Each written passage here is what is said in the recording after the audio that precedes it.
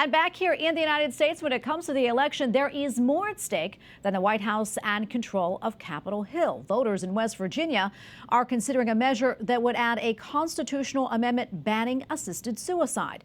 Amendment 1 would be the first constitutional prohibition in any state against assisted suicide and euthanasia. Among those supporting the initiative are State Delegate Pat McGeehan and assisted suicide prevention expert Alex Schadenberg.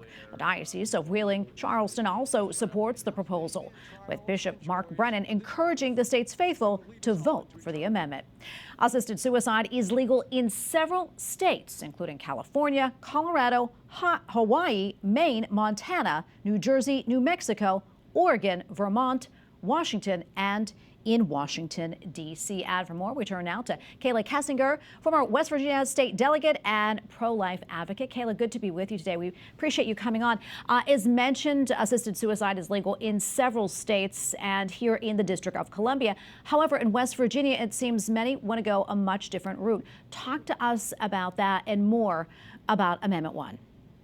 Yeah, so, in West Virginia, we understand that every life is sacred, that all life has value, and that it's not only just something to be protected, but it's actually something that we should be fighting for. And that's exactly what we're trying to do with Amendment 1. We are taking the fight to the death lobby. The gloves are coming off, and we're not going to wait for them to sneak their way into our borders and bring their message of death. Instead, we're going on the offense. We are planning on stopping them in their tracks and really telling them that their message of death has no place here in the Mountain State, not here, not now, not ever. And ultimately, our goal is to ensure that every generation of West Virginian, both now and in the future, are protected against the evils of assisted suicide, and make sure that our children and our children's children don't have to grow up in a state where life is considered disposable.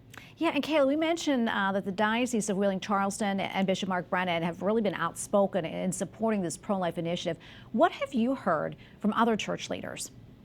Yeah, I could not be more grateful for Bishop Brennan and the leadership that he's shown on this issue and every issue that has to do with the sanctity of human life. As I've traveled the state and had the opportunity to talk with faith leaders, members of the faith community across denominations, what I'm hearing is that as Christians, as followers of Jesus, we understand that we are image bearers of Christ and that it is important to protect life, whether it's at its earliest stages in the womb or at the end of life, whether it's for our disabled, our veterans, our elderly, that we understand and recognize that our faith leads us and guides us to a point of protecting and fighting for the sanctity of life.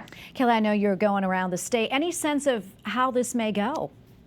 Yeah, I feel incredibly optimistic. Every conversation that I have is so interesting because a lot of people aren't aware that groups like Death with Dignity and Compassion and Choices have made it abundantly clear that they want nothing more than for every American to be able to access assisted suicide in every state across the country. But then when I get to share with them that passing Amendment 1 means that West Virginia becomes the first jurisdiction, I think, in the world that I'm aware of, to place a prohibition in our Constitution, they understand that that means we're refusing to allow this industry of death to open up shop in West Virginia.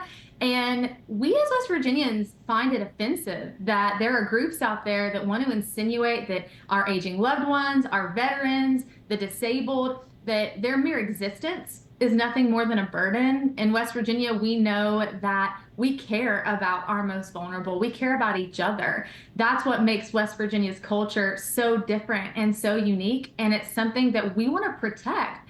And passing Amendment 1 really does allow us to continue to place our flag in the ground and tell the world that we know what true compassion is.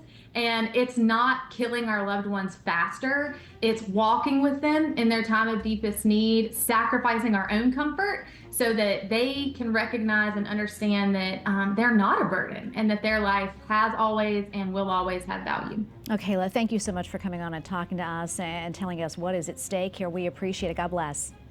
Thank you.